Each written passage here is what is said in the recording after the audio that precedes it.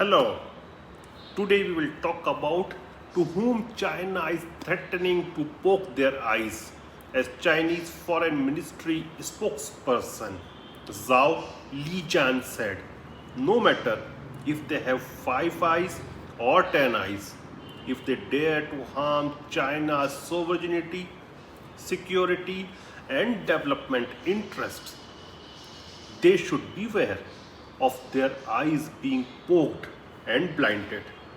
The United States, Australia, Japan, Canada, and New Zealand has targeted China for suppressing the dissent in Hong Kong. China is accused of framing laws to delegitimize the elected parliamentarians of Hong Kong.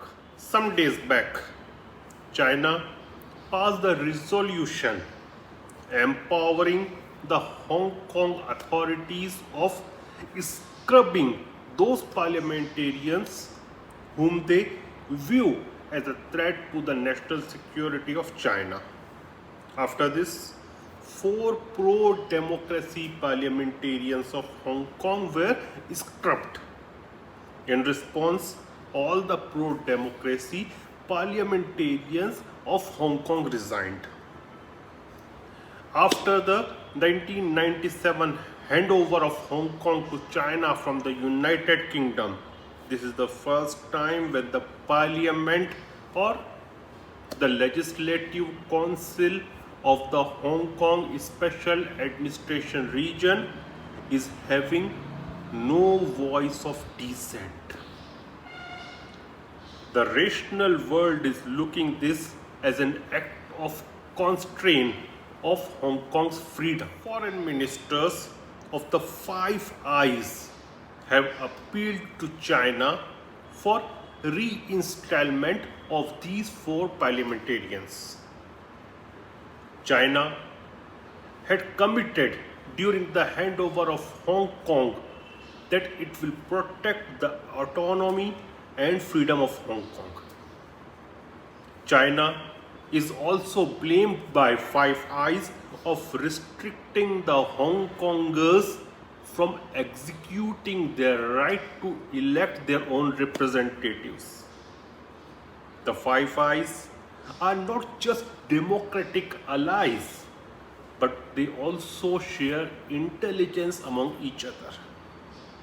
This alliance was constituted during the Cold War era to counter USSR and her allies. Great Britain has even declared to give British citizenship to the holders of British nationals overseas passport, which is commonly called as BNO passport, that is those born before 1997. But the top targeted eye among the 5 eyes by the People's Republic of China is Australia, and this becomes clear by the 14-point letter of China to Australia.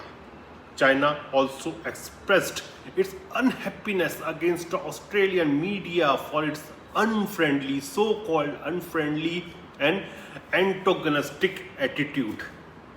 The Chinese government also stated that Australia, by revoking visas for its scholars, is politicizing and stigmatizing normal exchanges. But Australians think these Chinese scholars are not just scholars, but they are something more than that. The grievances include Australia's statement to the United Nations on the South China Sea, raids on Chinese journalists, you can understand why they would have raided them, and the allegations of human rights violations on Uyghurs in Xinjiang province of China. And by releasing this letter out in open, the Chinese want to build pressure on the Scott Morrison's government of Australia, which is already facing heat from the Labour Party because of economic effects of COVID-19 and also the economic effect China is producing on Australia by restricting many of their items to enter the Chinese market. Australia responded by forming a security arrangement with Japan. As a part of this accord, Japan has agreed to have Australian troops on its soil, which the Chinese see as a trouble.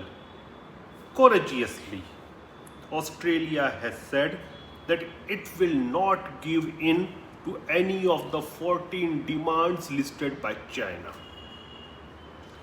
But the only weakness of Australia is its dependence on exports to China and investments from China. Australia will have to act more courageously if it wants to save its political sovereignty, because in past few years China has started interfering and infecting the internal politics of Australia.